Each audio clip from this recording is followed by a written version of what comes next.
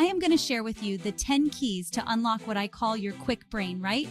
These are the 10 things scientifically proven to help you be faster, smarter, and better to optimize your brain health and your fitness. And now every single thing I'm going to say, nobody's going to debate, right? They're going to say, yes, of course. But common sense is not common practice. So what I'm going to ask people who are watching this is to rate yourself 0 to 10. How well am I doing in this one area, like in terms of how I'm eating or exercising or something? And then you'll notice everyone wants to know what the magic pill is. There's no magic memory pill.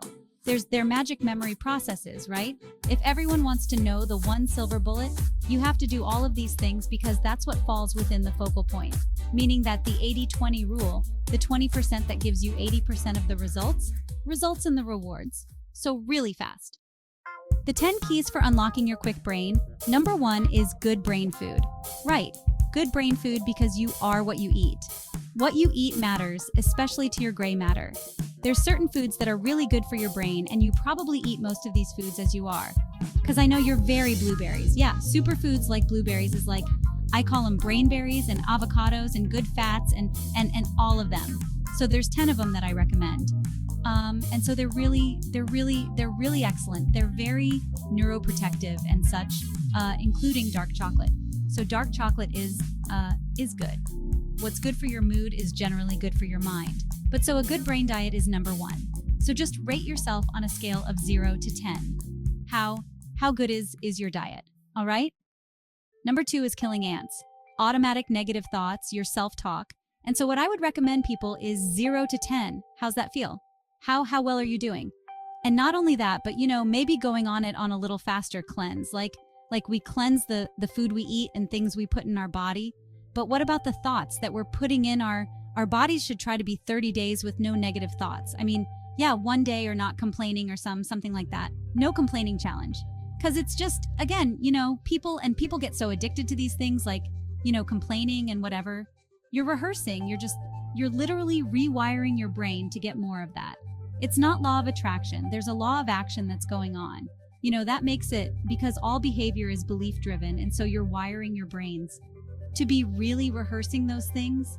That's why they say that the fearful person dies 1,000 times, like a coward dies 1,000 times in their mind, And a non-coward, like a brave person, dies just once because every time you're rehearsing, oh, I'm scared of public speaking.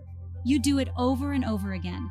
Not only do you get the fear of it every single time, because your imagination, your mind doesn't know a difference between something you vividly imagine and something that's real. Literally, if you were to put on a brain sensing device, the same parts of your brain that would light up if a dog walked in, you see what parts of your brain lights up, and if you imagine that dog walking in the same exact parts of your brain will light up. So the mind doesn't know the difference. It's the most powerful tool you have as your imagination. Our thoughts are things, and I improve, activating your imagination. So, don't do it to rehearse your fears and the things that are negative, right? Only have thoughts of things that you want to come that really happen. Okay? So the third thing, exercise. Okay, we know number 4. Brain nutrients, omega-3s, the DHAs, the ginkgo biloba, vitamin B, B12s. And this is a subject that comes up because, a lot of people travel, they have fast food lifestyles and, but maybe they're lacking certain supplements. And what I would say is, I'm not a nutritionist. I'm not anything that ends on an iced, but go to a doctor. Good functional medicine doctor, you have a blood test. And I say the same thing for diet. When people say, what's the best, do food sensitivity tests, see what your blood says. Red, yellow, green, red.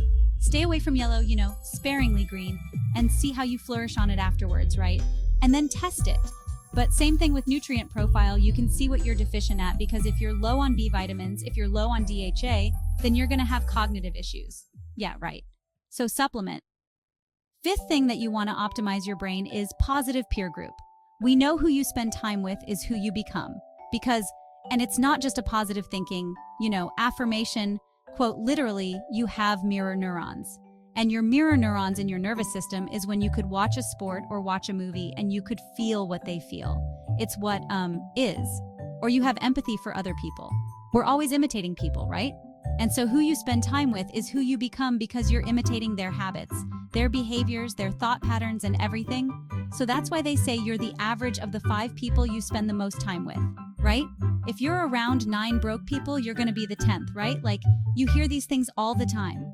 But it's not just your biological networks or your neurological networks. Analyze your social networks, right? Because whether or not you smoke has less to do with your neurological networks and more to do whether or not your friend's friend smokes, okay, is gonna have more of an influence. Sixth thing for your brain. Clean environment. We know clean environment is good for your brain at an anecdotal level.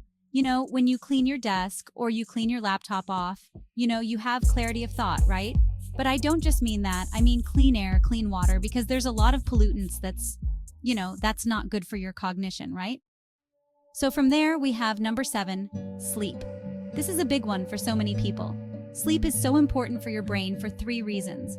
Number 1, it's where you consolidate short to long-term memory. Everyone who pulled an all-nighter back in university, that hurts you because you need that sleep. Number 2, it's where you clean out the plaque that could lead to brain aging challenges. And that's what the research is saying in terms of leading to dementia and such. And then the third reason is when you dream. And here's the thing, you're like, Jim, what does that have to do with anything, Jim? It's like, you don't know how many amazing ideas and inventions, literature works of art came in dream states. Like, did you know, like I mentioned Mary Shelley, here in London, Frankenstein came to her in a dream. Paul McCartney came up with Yesterday in his dream. Like a chemist came out with a pure rock table in his dream. Elias Howe created the sewing machine in his dream, right? Like, what are you dreaming about late at night? Because when you are working all day and you're learning all day, your brain doesn't shut off at night. At night, it's more active. People don't realize that. You think it's just not happening. It's actually more active and it's coming up with solutions. It's integrating stuff in the form of dreams. Number 8 is brain protection, meaning that, like I work with a lot of athletes, high performer athletes. Concussions are a big deal. Yeah, right. And I've had a number of TBIs, traumatic brain injuries, but not just that, I did a whole episode on electromagnetic fields. Like people don't realize that our smart devices, it's like our brains didn't really evolve to have all this electricity, right by our brains, And I read recently that 90% of kids sleep with their phones underneath their pillows. I mean, who knows the effect that's having, right? So better avoided. Protect your brain, okay? Wear a helmet. And then finally, 9 and 10. Ninth, key to keeping your brain alive is new learnings, right? The neurogenesis. Neuroplasticity means neurogenesis. You could create new brain cells the day you die. Science never thought that, but neuroplasticity is saying you could create new connections. The way to improve neurogenesis, neuroplasticity, 2 things, novelty and nutrition. Okay, just like when you're an athlete, just like training your body, you give it novelty or stimulus and then you feed it with nutrition, right? And so that's how you build your mental muscles too.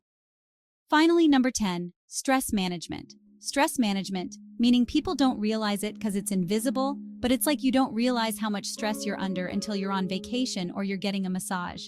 You don't realize because it's all there all the time. It's like the fish that they don't see the water because it's there all the time. So what are we doing to cope? Meditation, relaxation, massage, yoga, whatever